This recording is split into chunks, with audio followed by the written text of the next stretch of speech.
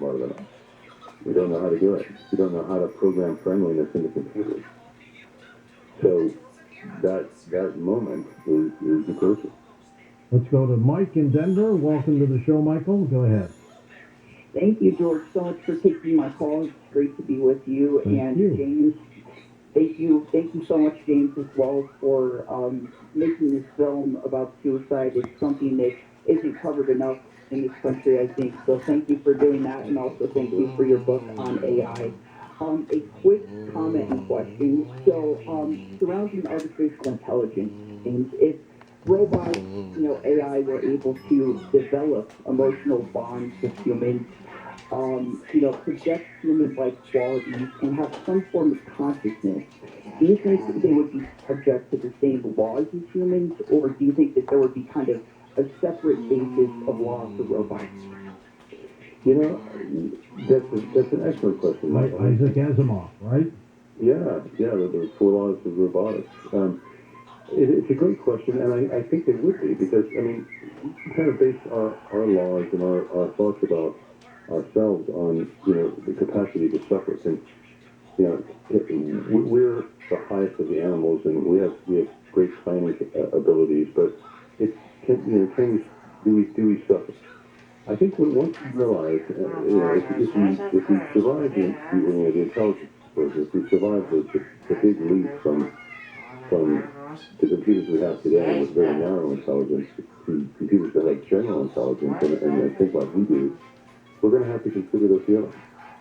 We're going to have to, I think they'll be lobbying for that. I can imagine they'll be protesting stuff. They might call a strike. Because there's no reason to think that we can't in time create machines that are as complex and as emotional and intelligent as we are. And then when they're the ones doing the AI R&D, they'll be more intelligent.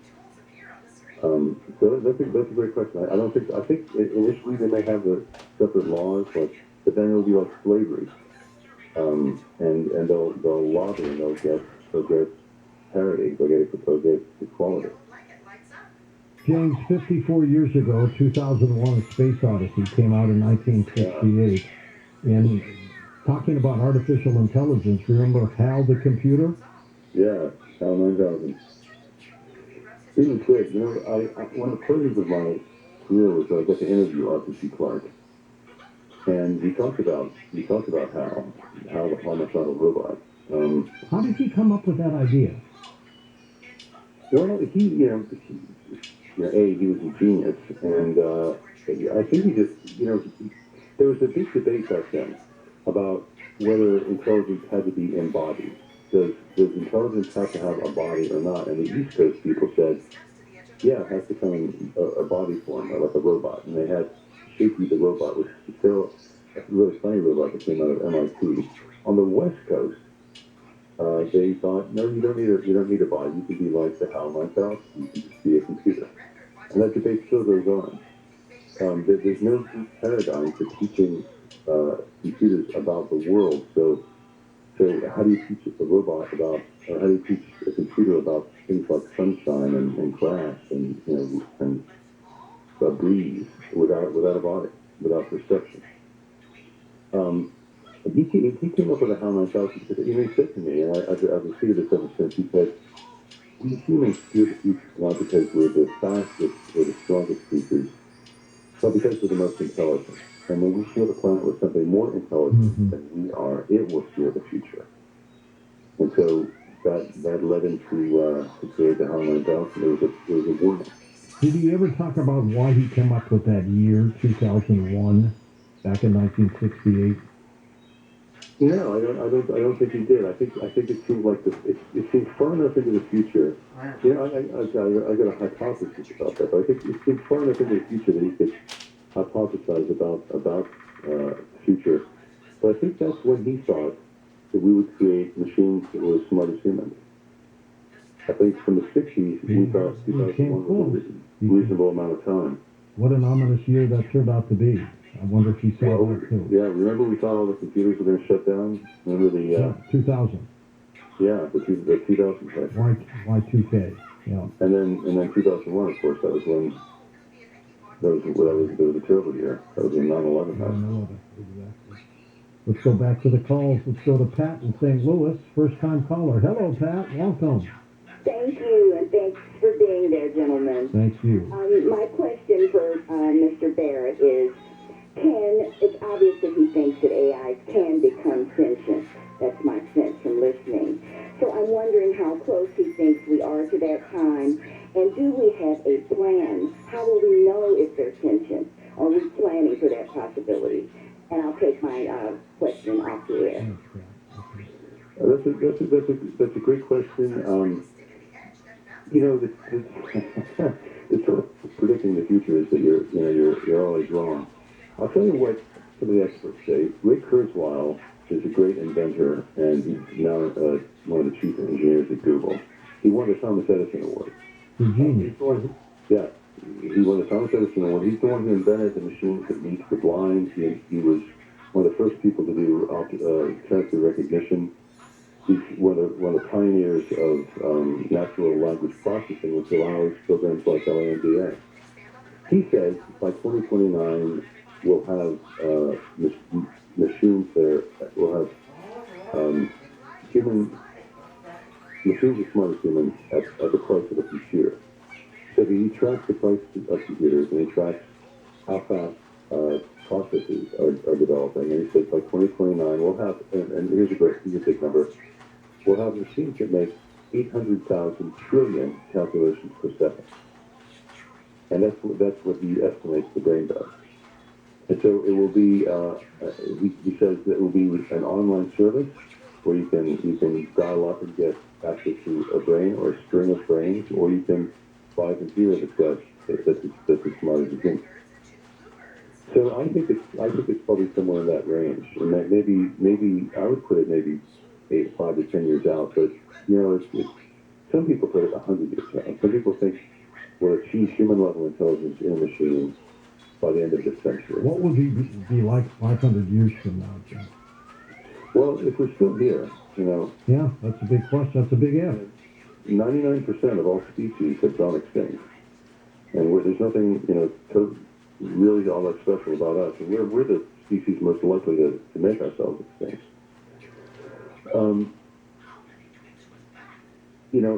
don't know. I can't even comprehend what 500 years from now will be like. It's going to be unrecognizable. Like if you handed a smartphone to Christopher Columbus, he'd probably stop his trip and stop colonizing. Well, just think of 500 years ago, it's 1522. Right. And look where we are today. I mean, it's huge.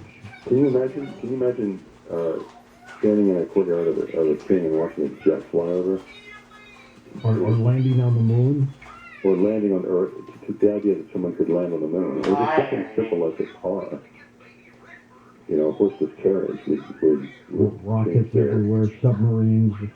I mean, yeah, it's incredible. Well, it's so hard. It's hard to think about 100 years from now. I could sort of think about 20 to 50 years from now, because I think there'll be a lot of development of smart cities.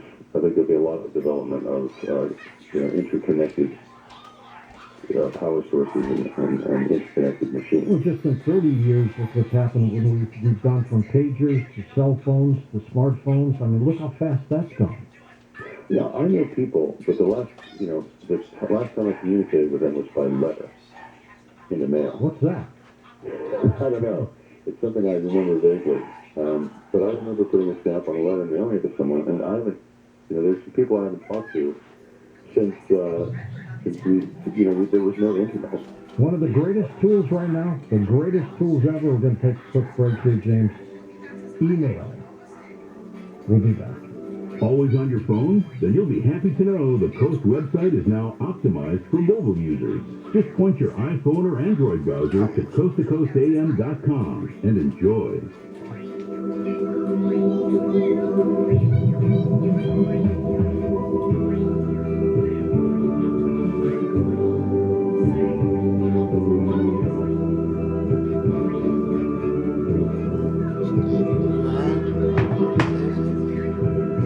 That's ridiculous.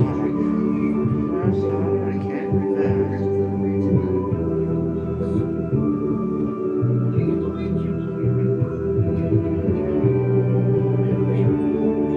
Pirating. KFI. Pirating. On the hammer. And when it breaks. I'm Phil Hewlett from the KFI 24-hour newsroom. Wearing masks indoors could become mandatory in LA County again in about a month. Right now, the county is averaging 8.1 daily COVID hospital admissions per 100,000 residents. If the daily average reaches 10, LA County will be bumped into the CDC's high virus activity category. The first woman to lead the Los Angeles School Police Department is retiring after just a year and a half on the job. Leslie Ramirez is now the third chief to retire in the past 4 years. Ramirez spent 32 years in law enforcement. With first place in the National League West on the line, the Dodgers took the first of 4 games against the Padres last night, 3-1. LA leads San Diego in the West by 2.5 games. Southland weather from KFI, sunny, warm, and humid for your Friday after the morning fog clears out. 80s to low 90s inland. Right about 70 at the beaches, cooler into your holiday weekend. Right now it is 68 in La Palma, Lake Forest 61, downtown LA 64, and in Burbank it is 69 degrees. We lead local from the KFI 24-hour newsroom. I'm Phil Hewlett. In Long Beach, there is a work zone on the 710 northbound from Long Beach Boulevard to the 91. 2 right lanes are going to be shut down for road work on Ferry 5. Heading to Glendale, there is another work zone, 134 westbound from the 2 to the 5. Carpool and 2 left lanes are going to be shut down for road work. Expect slowing in that area.